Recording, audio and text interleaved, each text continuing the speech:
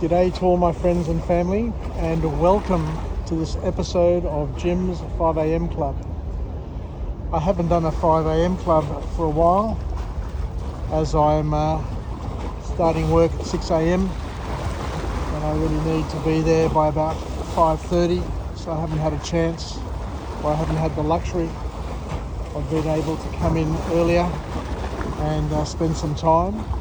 But I'm working Saturday and I've got a bit of extra time today, so I thought I'd pump out a 5am club. And I'm down here Harbourside. We've got the Pacific Encounter docked up here at the International Passenger Terminal. We've got the Opera House over there and the Harbour Bridge nestled to the left. And it's an overcast day. It's a beautiful day. And it's the day before the City to Surf fun run. You know, what I thought I'd do today is take you through a book summary like I normally do. And the book summary that we're going to go through today is entitled Hug Your Haters. Hug Your Haters by an author known as Jay Baer. And we'll try and meander through this book summary and try and find some morsels of knowledge, some life hacks that we can incorporate into our lives and hopefully make things a little bit better for all of us, to see if we can implement some of the learnings and make our lives a little bit better, a little bit more productive, especially in today's world where haters seem to be sprouting out left, right and centre. So the author makes an observation where he says that in today's world, meaningful differences between businesses are rarely rooted in price or product, but instead in the customer experience. So it's all about how customers feel. It's all about how the people that we interact with, that we connect with, how they feel. And that's basically the key point that we're going to delve into, to try and understand how we can make the most out of our encounters, out of our connections with people, and how to turn those negative experiences into a positive experience. So the author here makes an early call to action where he says that we need to act fast on negative reviews.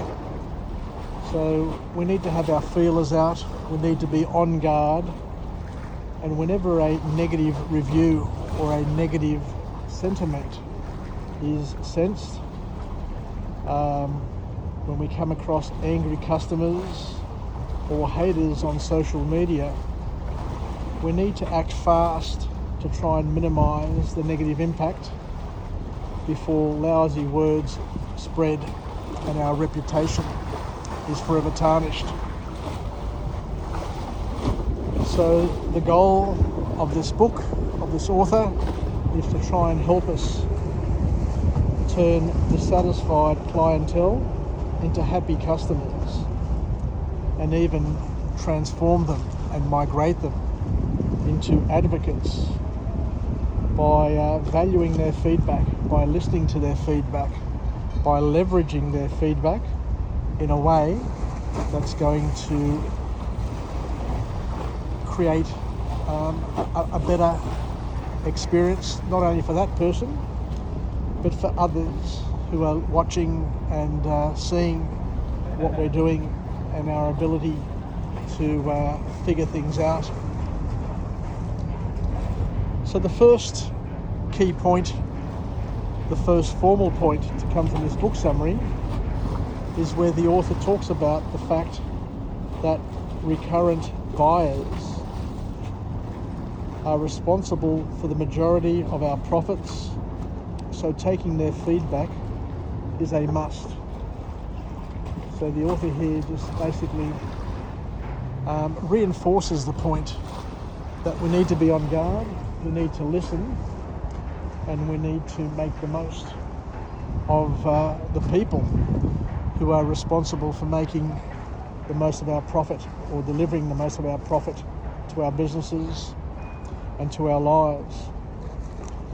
So for the majority of our profits, taking their feedback is a must.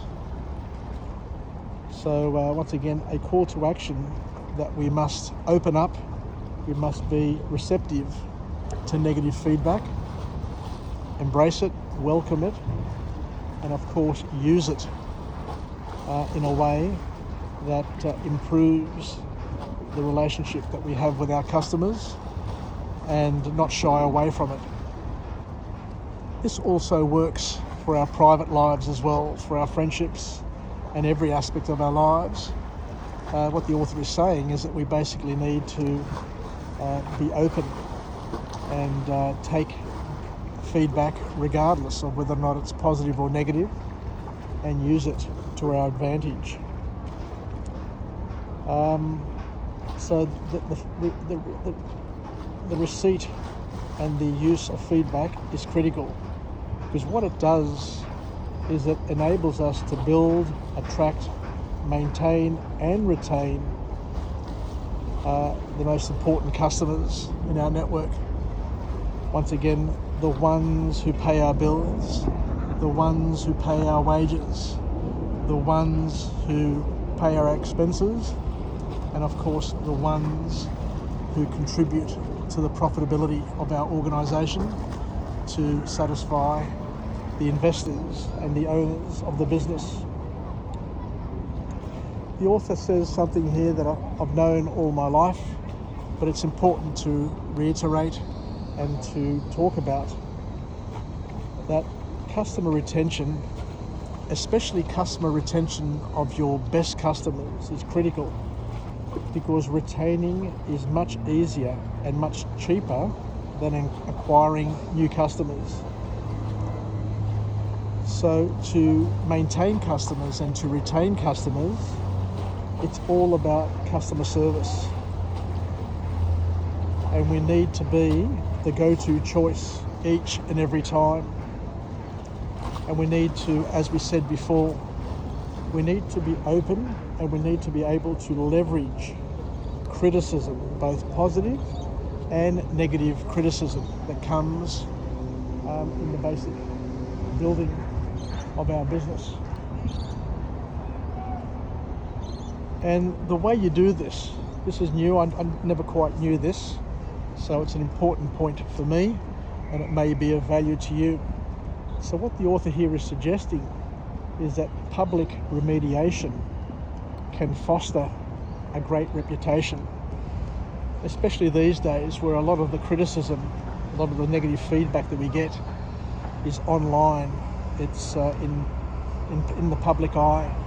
It's in social media. What the author here is saying is that we need to be resourceful in how we respond to negative feedback, because the way we do it in public can not only assist us in building and mending the relationship that may be soured, or we may have an angry customer or an angry person, but what it can do is it can also foster a good reputation for you and your business, because it shows that you're listening, and it shows that you want to improve and you want to mend the situation and fix the problem. So the author goes on to talk about a method of addressing complaints and negative feedback, and they use the mnemonic HOURS, HOURS, to help us remember it and to conceptualize it. So once again, the author says that we need to accept negative feedback and address it effectively. And it's important to understand that they talk that we need to address it effectively and not efficiently. because there's a big difference between addressing something efficiently and addressing something effectively. So effectively may need extra resources, may need extra money, but you need to basically sort it out and nip it in the bud.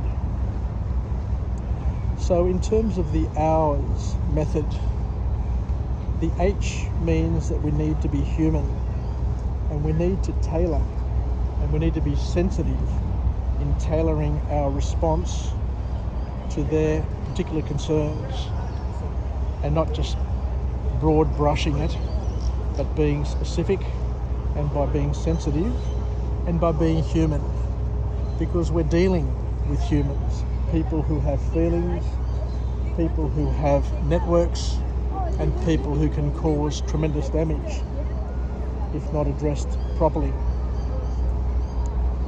The O stands for one channel. So we need to use one channel, and we need to simply fix the issue rather than trying to get too complex or complicated in terms of how we deal with it. What the author here is suggesting is that we use the one channel and we simply fix the issue.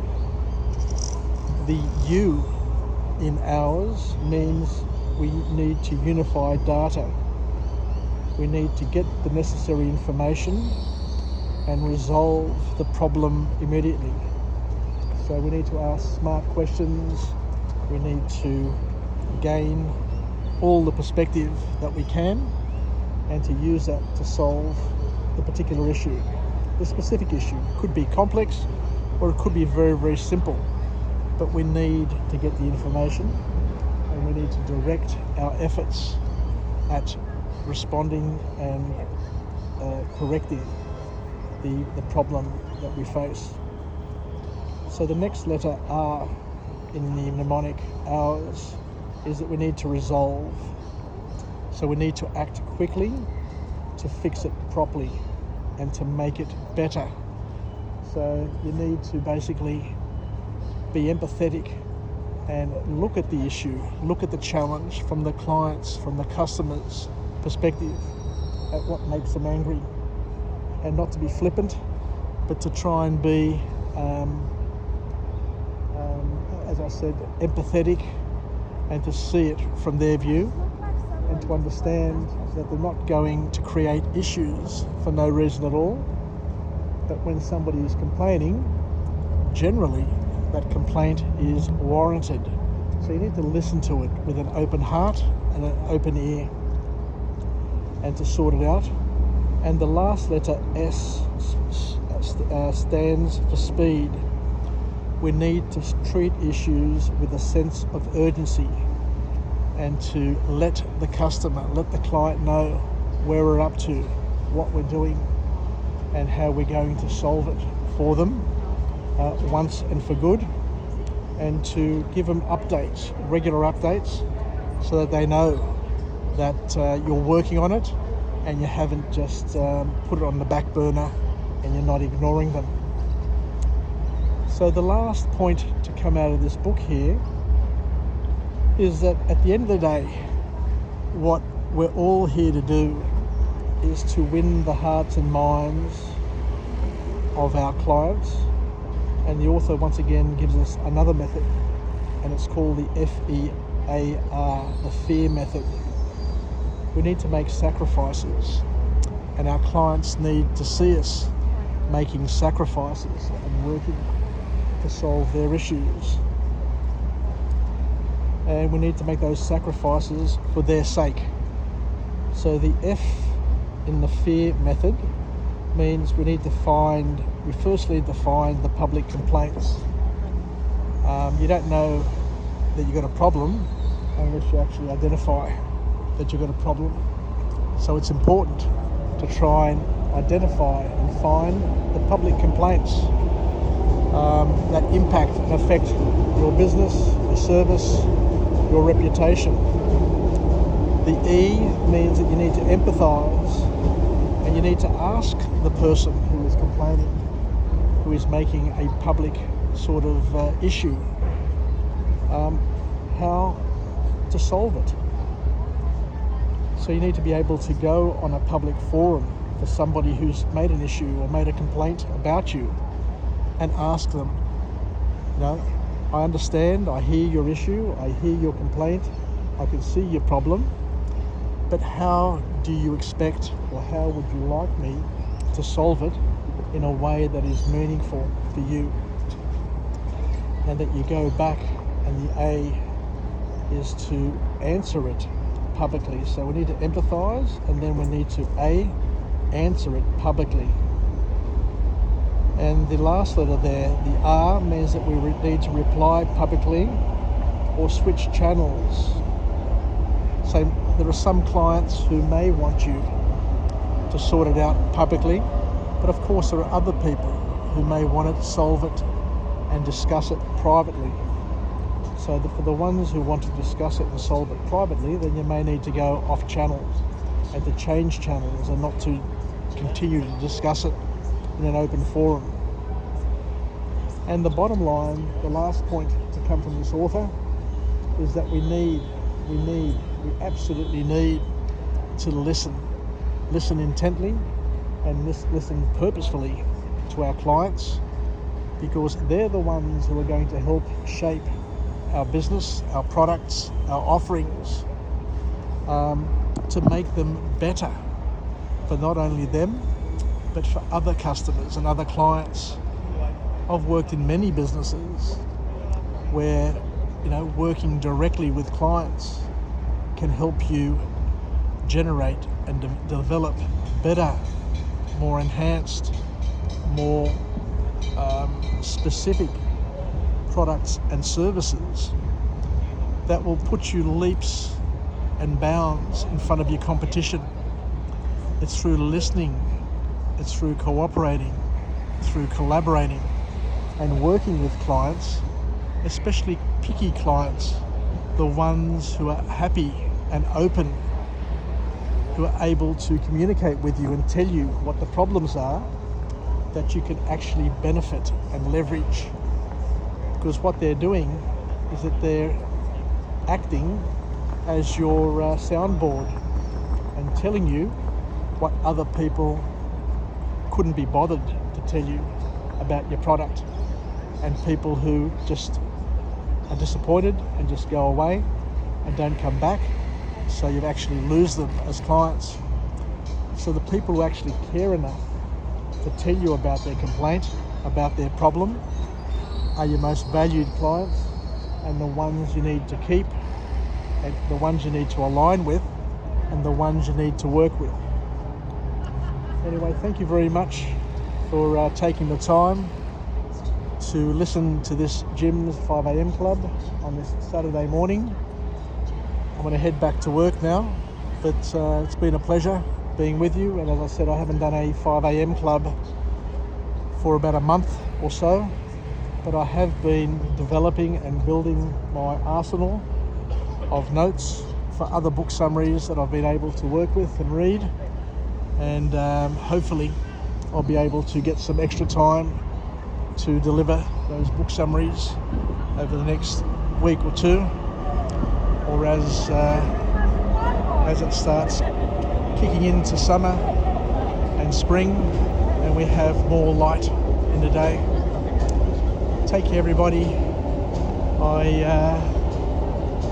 I look forward to coming to you again from a different place, with a different message of empowerment, where we can live, learn and pass it on. And as I said, take morsels of OPE, other people's experience, and see if we can leverage it, see if we can use it to make our lives and the lives of those around us much better and much more productive, as I mentioned before. Take care from this wonderful, wonderful harbour, Sydney Harbour, Circular Quay, on this brilliant, most magnificent Sydney winter's day. Take care. Ciao for now. And I remember standing in this very spot as a young kid with my father and mother whenever we'd come down to the city on those special days, those special excursions, and I can just never ever get sick of this place. Take care, Yasas, and bye for now.